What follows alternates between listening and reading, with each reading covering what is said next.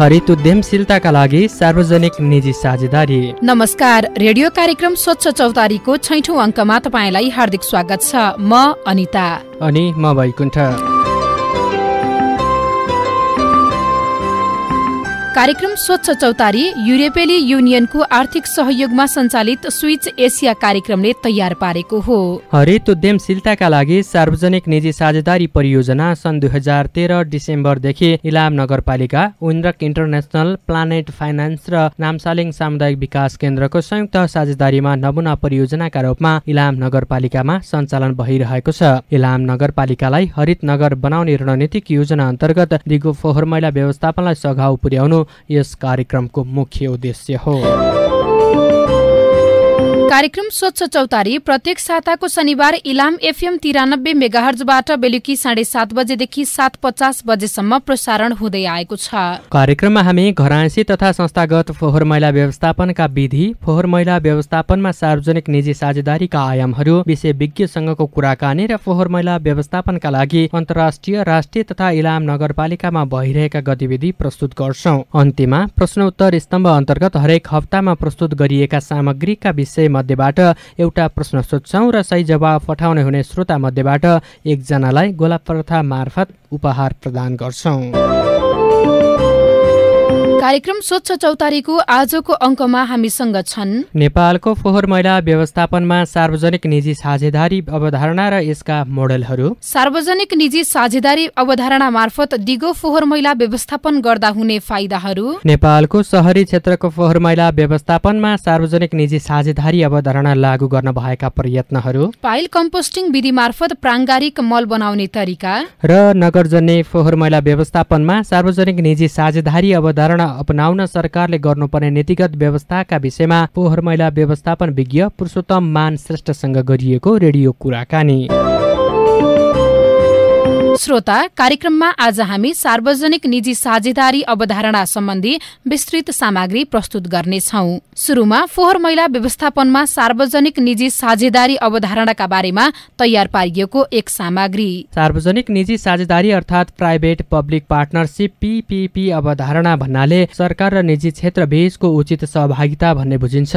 यस अवधारणामा स्थानीय सरकार र समुदायको स्वामित्व हुने गरी निश्चित समयसम्मका लागि निजी क्षेत्रले लगानी गर्दछ। स्थानीय स्रोतमाथि निजी क्षेत्रको लगानी भए पनि तोकिएको समयपछि त्यस स्थानमा निर्माण गरिएका भौतिक पूर्वाधारहरू राज्यलाई हस्तान्तरण गर्नुपर्दछ। सार्वजनिक निजी साझेदारी अवधारणामा निजी क्षेत्रले लगानी गर्दा स्थानीयले पहिलो प्राथमिकताका साथ रोजगारी पाउनुका साथै स्रोतको संरक्षण तथा सदुपयोगमा स्थानीय सरकार, बासिन्दा र लगानीकर्ता दुवैको समान हक रहने गर्दछ। सार्वजनिक निजी साझेदारी अवधारणा युरोपका विकसित मुलुकहरूबाट सुरु भएको देखिन्छ। यो अवधारणा बिस्तारै नेपाल जस्ता विकासशील राष्ट्रहरूमा पनि विस्तार हुने क्रममा रहेको छ। विशेष गरी स्थानीय स्रोत साधनको सदुपयोग र परिचालन गर्न आवश्यक पर्ने ठूलो लगानी राज्यले जुटाउन नसकिरहेको खण्डमा बाह्य लगानीलाई प्रोत्साहित गर्न सार्वजनिक निजी साझेदारी अवधारणा सुरु भएको हो। यो अवधारणाका केही निश्चित मापदण्डहरू समेत बनाइएको छ, जस अन्तर्गत लगानीकर्ताले स्थानीयलाई पहिलो प्राथमिकतामा राखेर रोजगारी दिनुपर्ने, स्थानीय लगानीकर्तालाई नोक्सानी पुग्ने गरी कुनै पनि गतिविधिहरू गर्न नहुने र तोकिएको समयावधिपछि निर्माण गरिएका भौतिक पूर्वाधारहरू दुरुस्तै रूपमा सरकारलाई हस्तान्तरण गर्नुपर्ने हुन्छ। सार्वजनिक निजी साझेदारी अवधारणाका 3वटा नमुनाहरू विश्वभर प्रयोगमा छन्। बुट भन्नाले build, operate, owned and transfer. यो विधि भनेको निजी क्षेत्रले संरचनाहरू निर्माण गरी प्रयोग गर्ने र सम्झौता अनुसार सरकार वा दोस्रो पक्षलाई स्वामित्व हस्तान्तरण गर्ने हो। यो विधि नेपाल जस्ता विकासशील मुलुकहरूका लागि उपयुक्त मानिन्छ। बुट विधि अनुसार निजी क्षेत्रले सबै लगानी आफै गर्ने, कानून अनुसार कर तथा रोयल्टी सरकारलाई तिर्ने र सम्झौता अवधि सकिएपछि हस्तान्तरण पनि गर्नुपर्ने भएकाले विकासशील राष्ट्रहरूलाई यसबाट प्रत्यक्ष लाभ मिल्दछ। सार्वजनिक निजी साझेदारी अवधारणा अन्तर्गत दोस्रो नमुना हो बट अर्थात् बिल्ड, अपरेट एन्ड ट्रान्सफर। यो मोडेलमा निजी क्षेत्रले सिधै लगानी गरी सञ्चालन गर्ने र सम्झौता अनुसारको नाफा आर्जन गरिसकेपछि दोस्रो पक्ष अर्थात् सरकारलाई स्वामित्व हस्तान्तरण गर्ने हो। यसमा समयावधि भन्दा सम्झौता अनुसारको नाफा आर्जनलाई सञ्चालन समयावधिको आधार मानिन्छ। विकसित मुलुकहरूमा यो विधि चलनमा रहेको छ। विकसित राष्ट्रहरूमा यो विधि अवलम्बन गरिनुको मुख्य कारण निजी क्षेत्रले हस्तान्तरण गरिसकेपछि सरकारले लगानी थपेर यसको क्षेत्र विस्तार गर्न सघाउ पुग्दछ।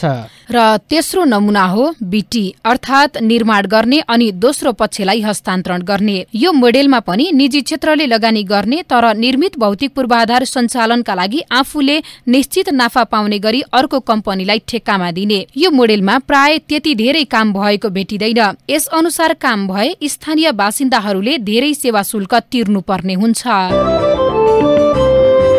श्रोता, सार्वजनिक निजी साझेदारी अवधारणाको संक्षिप्त विश्लेषणपछि अब लागौं नेपालको फोहोर मैला व्यवस्थापनमा यो मोडेललाई लागू गर्न भएका प्रयत्नहरूतर्फ।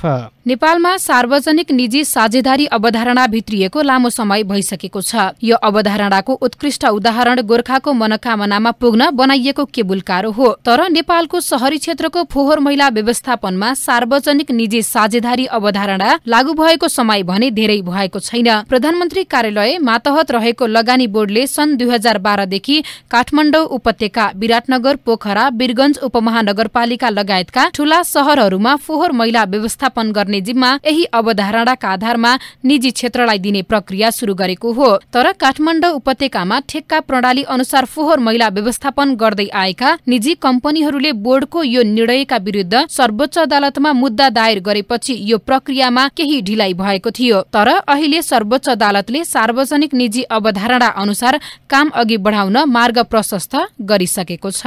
पीपीपी मोडेल अनुसार सुरुमा काठमाडौँ, ललितपुर र भक्तपुरको फोहोर व्यवस्थापन गर्न विस्तृत आयोजना रिपोर्ट डीपीआर तयार पार्ने जिम्मा दुईवटा कम्पनीहरूलाई सन् 2012 मा दिइएको थियो। तर ती कम्पनीहरूले समयमै डीपीआर नबुझाउँदा अन्तर्राष्ट्रिय रूपमा ठेक्का आह्वान गर्न ढिलाइ भइरहेको लगानी बोर्डका बाह्य मामिला प्रमुख घनश्याम ओझाले जानकारी दिनुभयो। आउँदो सन् 2016 जनवरीमा डीपीआर आए लगत्तै ठेक्का आह्वान गरिने लगानी बोर्डले जनाएको छ।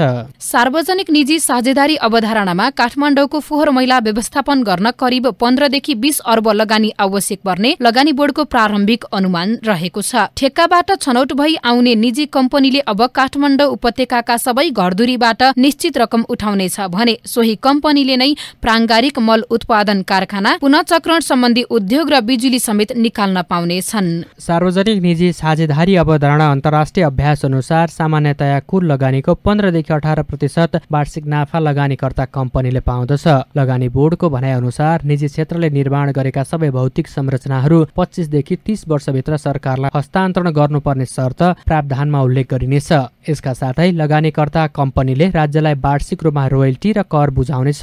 काठमाडौँ उपत्यकामा यो परियोजना सुरु भएपछि करिब 3000ले प्रत्यक्ष रोजगारी पाउने अनुमान छ। काठमाडौँ उपत्यकाको फोहोर मैला व्यवस्थापनका लागि सरकारले यसअघि नै काठमाडौँ र नुवाकोटमा गरी करिब 200 रोपनी जमिन उपलब्ध गराइसकेको छ। सार्वजनिक निजी साझेदारी अवधारणामा परियोजना सुरु भएपछि काठमाडौँ उपत्यकामा रहेको फोहोर मैला व्यवस्थापनको समस्या हट्ने विश्वास सरोकारवालाहरूले लिएका छन्। यसै अवधारणाका आधारमा विराटनगर, वीरगञ्ज र पोखरा उपमहानगरपालिकामा पनि फोहोर मैला संकलन, वर्गीकरण र व्यवस्थापनको काम सुरु भएको छ। पीपीपी मोडेल अनुसार फोहोर मैला व्यवस्थापन गर्दा सबैभन्दा पहिले अहिले जस्तो हप्तमसम्म फोहोर थुप्रिने समस्या समाधान हुन्छ। ठेक्का पाउने कम्पनीले समय समयमा फोहोरलाई वर्गीकरण गरी संकलन गर्ने भएकाले अहिले जस्तो जोखिमयुक्त फोहोरहरूको शास्तिबाट स्थानीयले मुक्ति पाउँछन्। यस्तै स्थानीय स्तरमा रोजगारी सिर्जना हुनका साथै अन्य कल कारखानाहरू स्थापनाका लागि सहयोग पुग्दछ। यो विधिबाट हुने अर्को फाइदा भनेको अहिले भन्दा कम शुल्कमा स्थानीयले फोहोर व्यवस्थापन गर्न पाउँछन्। यसैगरी ठेकेदार कम्पनीसँग सम्झौता अवधि सकिएपछि उसले हस्तान्तरण गर्ने भौतिक पूर्वाधारहरूमा स्थानीय समुदायको प्रत्यक्ष स्वामित्व स्थापित हुन्छ।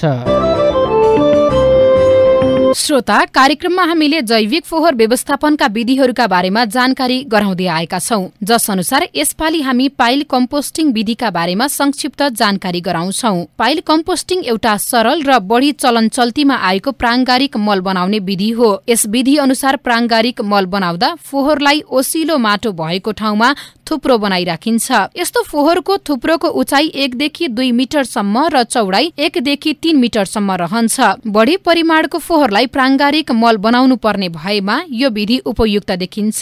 यसरी बनाएको फोहोरको थुप्रोको माथिल्लो तथा वरिपरिको वायुसँग सम्पर्क भइरहेको हुन्छ भने तलको सतहमा वायुको सम्पर्क हुन सक्दैन। प्राङ्गारिक मल बनाउँदा हावाको सम्पर्क लगातार हुनु पर्दछ, जसले गर्दा फोहोरको कुहिने कार्यमा तीव्रता आउँछ। त्यसैले फोहोरको थुप्रोलाई 1 हप्तामा तलमाथि चलाउनु पर्दछ। साधारणतया फोहोरको थुप्रोलाई प्रत्येक हप्तामा 1 पटकको दरले मासिक 4 पटक चलाउनु पर्दछ। यसरी चौथो पटकसम्म चलाउँदा फोहोरको कुहिने प्रक्रिया प्राय सम्पन्न भइसकेको हुन्छ। फोहोरको थुप्रो सानो र थोरै छ भने त्यसलाई मानिसद्वारा नै तलमाथि पर्ने गरी चलाइन्छ। तर फोहोरको थुप्रो धेरै ठूलो भएको अवस्थामा मेसिनको सहायताले फोहोरलाई चलाउने गरिन्छ। यसरी फोहोर चलाउने प्रयोजनका लागि एक्स्काभेटर, क्रेन आदि सवारी साधनहरू वा फोहोर घुमाउने विशेष प्रकारको मेसिन प्रयोग गरिन्छ।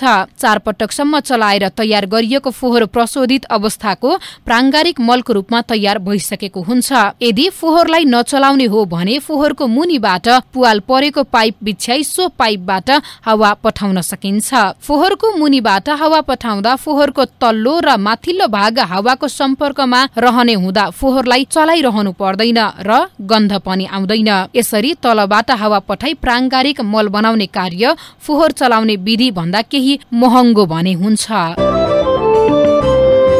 श्रोता, तपाईँ अहिले सुन्दै हुनुहुन्छ कार्यक्रम स्वच्छ चौतारी। यो कार्यक्रम युरोपेली युनियनको आर्थिक सहयोगमा सञ्चालित स्विच एसिया कार्यक्रमले तयार पारेको हो। कार्यक्रममा यतिन्जेल हामीले नेपालको फोहोर मैला व्यवस्थापनमा सार्वजनिक निजी साझेदारी अवधारणाहरू र यसका मोडेलहरू, सार्वजनिक निजी साझेदारी अवधारणा मार्फत दिगो फोहोर मैला व्यवस्थापन गर्दा हुने फाइदाहरू, नेपालको शहरी क्षेत्रको फोहोर मैला व्यवस्थापनमा सार्वजनिक निजी साझेदारी अवधारणा लागू गर्न भएका प्रयत्न, पाइल कम्पोस्टिङ विधि मार्फत प्राङ्गारिक मल बनाउने तरिका लगायतका सामग्रीहरू प्रस्तुत गर्यौं। कार्यक्रममा अब पालो भएको छ हाम्रो साप्ताहिक स्तम्भ कुराकानीको। नेपालमा फोहोर मैलालाई पनि अन्य स्रोत जस्तै सदुपयोग गरी नाफा आर्जन गर्न सकिन्छ भन्ने बुझाइको विकास धेरै पछि मात्र भएको हो। मानिसका आधारभूत क्रियाकलापहरू मध्येमा फोहोर मैला निष्कासन पनि पर्दछ। यदि समयमै आफैले सृजना गरेको फोहोरलाई सही ढंगले व्यवस्थापन गर्न सकिएन भने वातावरण तथा स्वास्थ्य सम्बन्धी विभिन्न समस्याहरू देखा पर्दछ। तर त्यही फोहोरलाई आय आर्जनको बाटो बनाउन सकियो भने जीविकोपार्जनको आधार बन्न सक्दछ।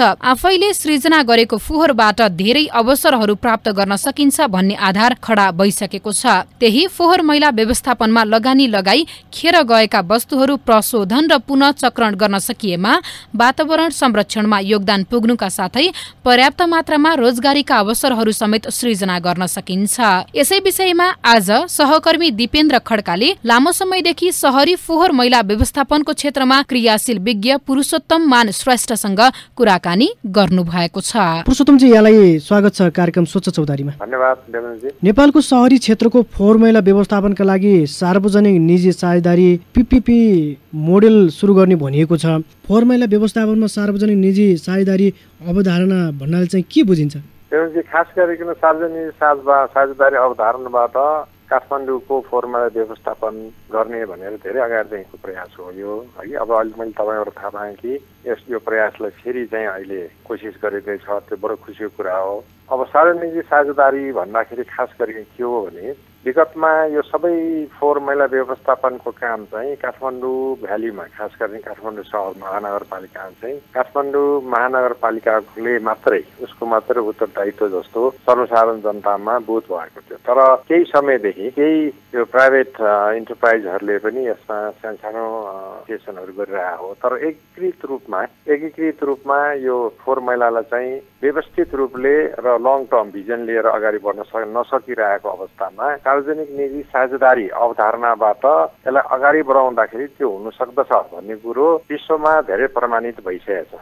विश्वको विकसित देशमा पनि र हाम्रो जस्तो विकासोन्मुख देशमा पनि यो प्रमाणित भइसकेछ। खास गरी यसमा के कुरोको चाहिँ मुख्य भूमिका रहन्छ भन्दाखेरि कुनै पनि निजी क्षेत्रलाई तर यो काममा विशेष दखल भएको प्रमाणित भइसकेको संस्थालाई जिम्मेवारी दिने हो। जिम्मेवारी दिँदाखेरि के हुन्छ भन्दाखेरि यो ठेक्का प्रथामा हामीले अरू काम गरेको जस्तो जिम्मेवारी दिने होइन।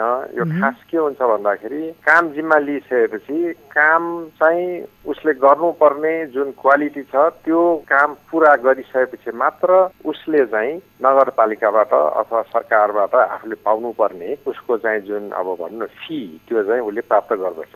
त्यसो हुँदाखेरि के हुन्छ भने त्यो व्यवस्थापनको काम अथवा चाहिँ फोहोर मैला व्यवस्थापन गर्ने काम उसको इफिसियन्ट भएको खण्डमा र सर्वसाधारण जनताले त्यो काम व्यवस्थित रूपले भएर पहिलेको भन्दा फाइदामूलक पहिलेको भन्दा पनि आफूलाई डेलिभरी चाहिँ पहिलेको भन्दा राम्रो भएको महसुस भएको खण्डमा मात्र उसले चाहिँ अनि आफ्नो फी पाउँदछ। अब यो फोहोर मैला व्यवस्थापनमा निजी क्षेत्र समेट्नका लागि के कुरा चाहिँ हुन जरुरी छ, यहाँले के देख्नुहुन्छ? अब निजी क्षेत्र समेट्ने निम्ति खास गरिकन त अब खरी के आउँछ भन्दाखेरि हामी यो सर्वसाधारण जनता नै पहिले चाहिँ विश्वस्त हुनु पर्यो कि निजी क्षेत्रलाई दिँदाखेरि यो साँच्चै नै सर्भिस डेलिभरी चाहिँ राम्रो हुन्छ भन्ने कुरा विश्वस्त हुनु पर्यो र त्यो विश्वस्त गराउनको निम्ति सर्वसाधारण जनतालाई विश्वस्त गराउनको निम्ति ठुलो भूमिका चाहिँ महानगरपालिकाकै छ। महानगरपालिकाले सर्वसाधारण जनतालाई विश्वास दिलाउन सक्नु पर्दछ कि यो माध्यमबाट जाँदाखेरि यो सर्भिसको डेलिभरी चाहिँ राम्रो हुन्छ भनेर। पहिलो कुरो त्यो हो। दोस्रो कुरो निजी क्षेत्रलाई खालि बोलाएर निजी क्षेत्र आउने पनि होइन, त्यसको निम्ति चाहिँ जुन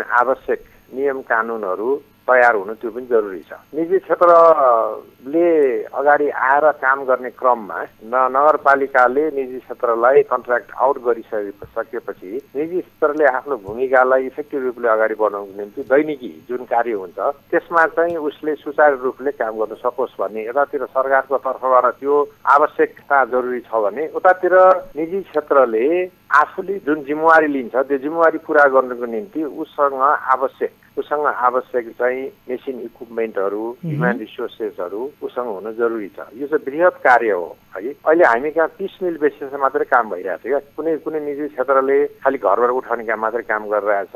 त्यसै गरेको नगरपालिका स्तरबाट पनि ठाउँबाट उठाउने काम र डम्पिङ साइडमा लगेर फाल्ने काम मात्र भइरहेछ भने यसलाई चाहिँ विसर्जन होइन व्यवस्थित रूपको विसर्जन गर्ने, विसर्जन गरिसकेपछि पनि यसलाई चाहिँ अन्तिम टुङ्गो लगाउनको निम्ति के उपायहरू हुन सक्दछ भने जति पनि अहिले एभाइलेबल टेक्नोलोजीहरू छ त्यसलाई चाहिँ प्रयोग गर्नु जरुरी छ। अब नगरपालिकाले यो सार्वजनिक निजी साझेदारी अवधारणा यो जिम्मा दिँदाखेरि पनि कुन लेभलसम्म चाहिँ यसलाई सार्वजनिक अवधारणामा निजी क्षेत्रलाई के कामसम्म चाहिँ जिम्मा लगाउने त्यो कुरामा आफू क्लियर हुनु जरुरी छ क्या। अब निजी क्षेत्रलाई खालि कलेक्सनको मात्रै जिम्मा दिने हो कि निजी क्षेत्रलाई चाहिँ डम्पिङ साइटको व्यवस्थापन जिम्मा दिने हो कि निजी क्षेत्रलाई डम्पिङ मात्र नभएर यसलाई चाहिँ फोहोर मैला चाहिँ अन्तिम अवस्थासम्म पुर्याउनलाई यसलाई विश्लेषण गर्नुको निम्ति जुन नयाँ टेक्नोलोजीहरू छ त्यसलाई पनि प्रयोग गरेर निजी क्षेत्रलाई त्यो काम पनि जिम्मा दिने हो कि कम्प्लिट प्याकेजै दिने हो कि टुक्रा दिने हो कि यो सबै कुरामा चाहिँ यो चाहिँ काठमाडौँ महानगरपालिका पहिले आफू क्लियर हुनु जरुरी। अब पुरुषोत्तम सर यो नेपालमा सार्वजनिक निजी साझेदारी जुन पीपीपी मोडल भनिन्छ त्यो अवधारणा चाहिँ कहिलेदेखि सुरु भयो, यसको केही जानकारी छ सरसँग? सार्वजनिक निजी साझेदारी अवधारणा चाहिँ पीपीपी नै भनेर चाहिँ 2002 देखि यो चाहिँ चलन चल्तीमा आयो एउटा प्रोजेक्टको रूपमा। तर त्योभन्दा अगाडि नै काठमाडौँ महानगरपालिकाले पीएसडी भन्ने private sector PSP private sector partnership भनेर चाहिँ काठमाडौँ महानगरपालिकाले केही आफू अन्तर्गतको केही क्षेत्रहरूमा यो अवधारणालाई त्यति बेला चाहिँ पीएसपी भन्थ्यो, पीपीपी भन्दैन थियो। तर अवधारणा एउटै थियो, प्राइभेट सेक्टरलाई पब्लिक सर्भिसेस एन्ड गुड्सहरू चाहिँ प्राइभेट सेक्टर मार्फत डेलिभरी गराउन लगाउने भनेर। जस्तो तपाईँ हामीलाई थाहा छ गङ्गु बस पार्कको कुरो होइन, त्यसै गरिकन अब धराराको व्यवस्थापनको कुरो, यो चाहिँ लेट 90s नै काठमाडौँ महानगरपालिकाले केही आफ्नो क्षेत्रहरूमा पीएसपी अवधारणा अन्तर्गत अनि यो चाहिँ यो काठमाडौँमा त्यति बेला भएको यो चाहिँ ओभरहेड ब्रिजहरू जुन छ नि ओभरहेड ब्रिज पनि त्यो अन्तर्गत नै भयो हो। यसरी इनिसिएसन सुरु भएको थियो त्यति बेला चाहिँ। तर त्यति बेला इनिसिएसन सुरु भए पनि फेरि यो चाहिँ 2-4 वर्षसम्म त्यो एसियन डेभलपमेन्ट ब्याङ्कको एडीबीले चाहिँ इनिसिएट गरेर एउटा प्रोजेक्ट आएको थियो काठमाडौँ महानगरपालिकामा। अनि त्यो प्रोजेक्ट अन्तर्गत यो कार्यहरू चाहिँ अगाडि बढे। अहिलेसम्म काठमाडौँमा यो फोहोर मैला व्यवस्थापनमा यतिको प्रयास हुँदाहुँदै पनि यो अवधारणाबाट प्रोजेक्ट ल्याउन नसकेको मुख्य एउटा कारण त्यो पनि हो, किनभने त्यहाँ चाहिँ धेरै कुराहरू ऐनहरू बाजिया पनि छन्। अब यसलाई चाहिँ यदि व्यवस्थित रूपले ल्याउने हो भने ऐन अगाडि ल्याउनु पर्यो, त्यस्तै गरिकन ऐन आइसकेपछि त्यसो रेगुलेसनहरू ल्याउनु पर्यो र त्यसै गरिकन सर्वप्रथम चाहिँ पहिलो प्रमुख अर्को आवश्यकता के छ भने सरकारको आफ्नो क्यापेसिटी पनि डेभलप गर्नुपर्ने हुन्छ क्या यसमा। यसलाई सञ्चालन गर्ने काम पनि सरकारले गर्न सकिरहेको थियो। जस्तो सुरुवातको यदि हामीले 30-40 वर्ष 50 वर्ष अगाडि कुरा गर्ने भने काठमाडौँमा यस्तो फोहोर यत्रो ठुलो समस्या थिएन नि होइन। नगरपालिका आफैले पनि फोहोर व्यवस्थापन गरिरहेको थियो। तर अब अहिले यो विकराल रूप भयो। विकराल रूप हुँदाखेरि के हुन्छ भने सरकारले नियम कानुन बनाएर सरकारले त्यो नियम कानुन अन्तर्गत काम गराउनु सक्नु सरकारको आफ्नो एउटा दायित्व, त्यो त सरकारसँग जहिले पनि रहिरहन्छ है। त्यो सरकारले हुनुपर्दछ भने त्यो सञ्चालन गर्ने कामहरू के डेलिभरी गर्ने कामहरू, सर्भिस डेलिभरी गर्ने कामहरू चाहिँ सरकारले विभिन्न माध्यमबाट गर्न सक्छ। आफैले नगरिकन अरू माध्यमबाट गर्न सक्दछ। अरू माध्यमहरू भन्दाखेरि अहिलेसम्म संसारमा एकदम इफिसियन्ट देखेको चाहिँ यदि प्राइभेट सेक्टरलाई मोबिलाइज गरेर गर्यो भने त्यो चाहिँ सरकार आफैले गर्नुभन्दा पनि इफिसियन्ट देखिहाल्छ। किनभने अहिले मैले तपाईँलाई भने प्राइभेट सेक्टर मार्फत गर्यो भने उसले चाहिँ जब उसले सर्भिस डेलिभरी चाहिँ एउटा स्ट्यान्डर्डको सर्भिस डेलिभरी जुन उसले दिनुपर्ने हो त्यति दिएको खण्डमा मात्र उसले चाहिँ आफ्नो फी पाउँदछ। भनिसकेपछि उसले चाहिँ बाई फोर्स उसले चाहिँ सर्भिस राम्ररी दिनुपर्छ, नभए दिएन भने उसले चाहिँ आफ्नो फी पाउँदैन। अब यो मोडेलका साझेदार तथा विभिन्न सरकारहरूको भूमिका चाहिँ के हुन्छ? भूमिका भन्दाखेरि त यस्तो हो, यो चाहिँ के हो भन्दाखेरि पिपी भनेको के हो भन्दा सरकारसँग उसले कन्ट्र्याक्ट गर्दछ। कन्ट्र्याक्टमा चाहिँ जे काम उसलाई चाहिँ लगाएको हुन्छ नि त्यो काम उसले चाहिँ इफिसियन्टली दिन सक्नु पर्दछ र त्यो काम दिने क्रममा त्यसमा लगानी पनि यदि सरकारले तिमीले लगानी लगाऊ भन्यो भने लगानी खोज्ने काम पनि उसैले गर्छ। सरकारले आफूले पैसा नलगाएर होइन प्राइभेट सेक्टरलाई नै तिमीले लगानी खोज, तिमीले नै लगानी लगाउनु पर्दछ र तर तिमीलाई म यो फाइदा दिन्छु भनेको खण्डमा प्राइभेट सेक्टरले आफैले चाहिँ लगानी खोज्नुपर्ने अवस्था पनि हुन्छ।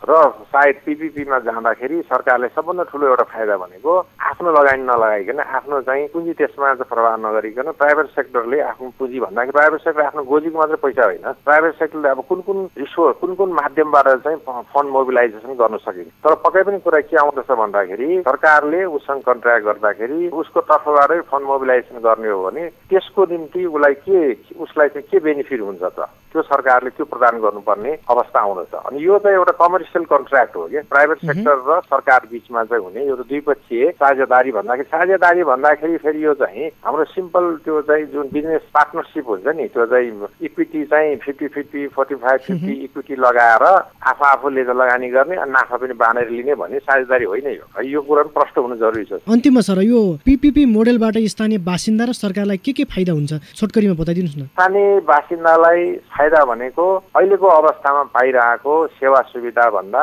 उच्च स्तरको सेवा उसले प्राप्त गर्दछ र त्यो प्राप्त हुनु पर्दछ अनि मात्र पिपिपीमा जानु पर्दछ। यदि उसले प्राप्त गरेन भने पिपिपीमा जानु पर्दैन। त्यसकारण स्ट्रेट फरवार्ड एउटा चाहिँ बेनिफिट भने के हो, उसलाई फाइदा हुने भनेको स्तरीय सेवा उसले प्राप्त गर्दछ। दोस्रो अब सरकारलाई फाइदा के छ भन्दाखेरि अघि मैले भने जस्तै प्राइभेट सेक्टरबाट यो काम यदि भइदियो भने तपाईँ आफै इमेजिन गर्नुहोस् न काठमाडौँ महानगरपालिकाको कत्रो चाहिँ जिम्मेवारी चाहिँ यो मोडालिटी यो माध्यमबाट चाहिँ पुरा हुन्छ भनेपछि उसको समय चाहिँ खाली हुन्छ। उसले चाहिँ आफ्नो पोलिसी इन्टरभेन्सनमा होइन र अरू काममा उसले आफू कन्सन्ट्रेट गर्न सक्दछ। डे टु डे यो फोहोर मैलाको डे टु डे बिजनेसबाट उसले छुटकारा पाउँदछ तर जिम्मेवारीबाट छुटकारा पाउँदैन।